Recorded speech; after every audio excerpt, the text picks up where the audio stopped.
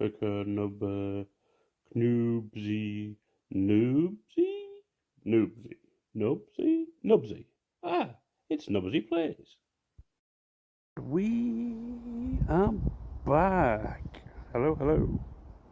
And the plan for today is that we're going to look at something that often gets overlooked by new players, and also the same way as older players also overlook these little features that make everyone's life a lot easier if you really want to make a difference. So the first thing is team presets and team setups, right? And then what we'll also kind of drift into is manualing versus autoing battles. I am a big fan of autoing battles whenever I can, but sometimes in raid, sometimes there are fights, there are stages in dungeons, there are stages that you need to tap that little glowing circle and stop it from spinning around and make it a manual run. Because sometimes you need to control when the skills happen on an ad hoc basis, and it's only you that can make that call that will hopefully save the run. So first things first, let's go in and take a look at team setup in dungeons and team setup and presets. So let's talk about that.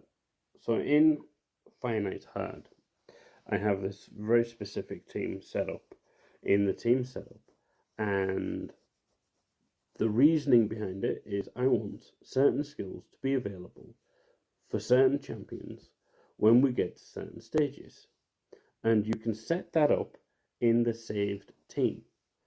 So for example, this team here, it has Grand Oak Padraig, it's Lady Mikage, Mikage, Thor, and 2 newts.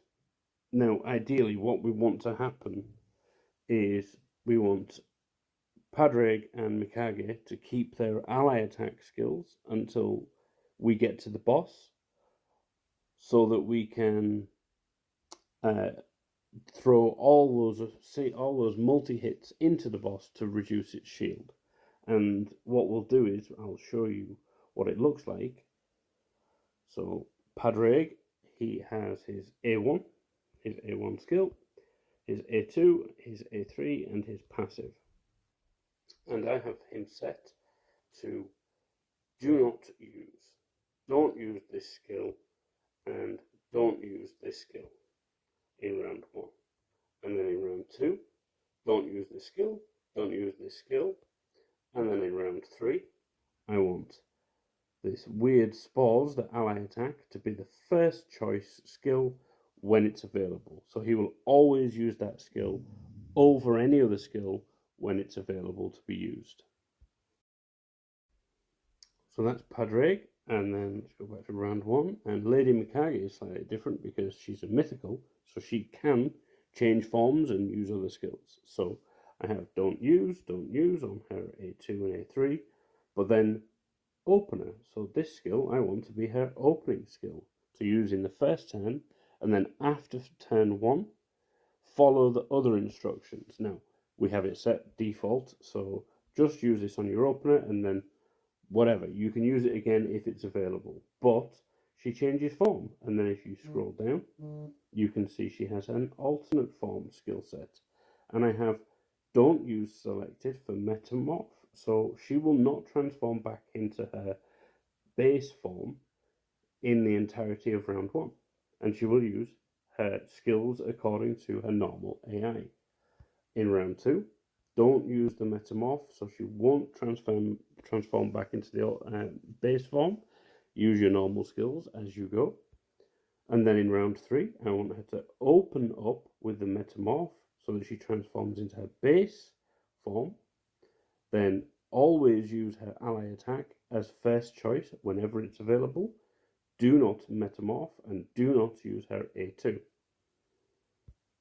Thor, use whatever skills, because he's just there to help wave clear. He's just there to help kill the waves. And then Newt, back to round 1. Open with Fury of the King. Don't use Blessed Bash. Round 2, he can use Blessed Bash. He can use Fury of the King, no problem. Round 3, don't use Fury of the King. Open with A1 and use Blessed Bash whenever it's available after he's opened with his A1. The second Newt, don't use. Round 2, don't use Blessed Bash. Open with Fury of the King. Round 3, don't use Fury of the King. Open with Dwarven Might. Use Blessed Bash whenever it's available. So what does that look like? And we'll watch it go. It's auto. It's all auto because I have the team setup set. So we'll see. Padraig will just use his A1. Mikage will use Transform. Thor will smack things. And the Newts will also smack things. So there we go. Mikage transforms. She adds Weaken. Padraig A1. Newt is hitting. Other Newt uses his A2. Thor smacks the wave. Mikage doesn't transform. Padraig A1. Etc. etc. as we go. And this is the basis of team setups and using the team to get to the point, letting the team run itself to the boss and clear the stage on its own without my intervention. Now, there we go. So we've cleared the waves and Mikage transforms straight away into her base form, does her ally attack, everyone runs in and gets involved.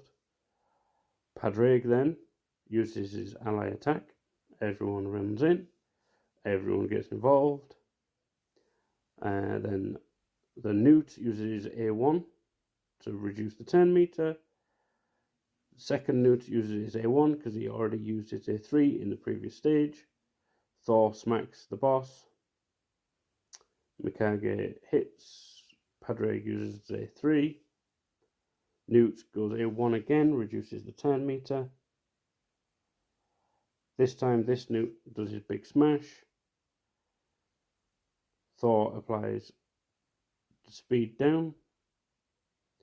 Perfect for the Newt because the Newt then hits the thing, and Padraig does his A1. Oh my goodness, are we going to make it? Oh, look at that. Mikage gets back in time to do her A3 and ally attack, and we should be home clear with the stage cleared. Perfect. All thanks to team setups. So you have your team preset for dungeons.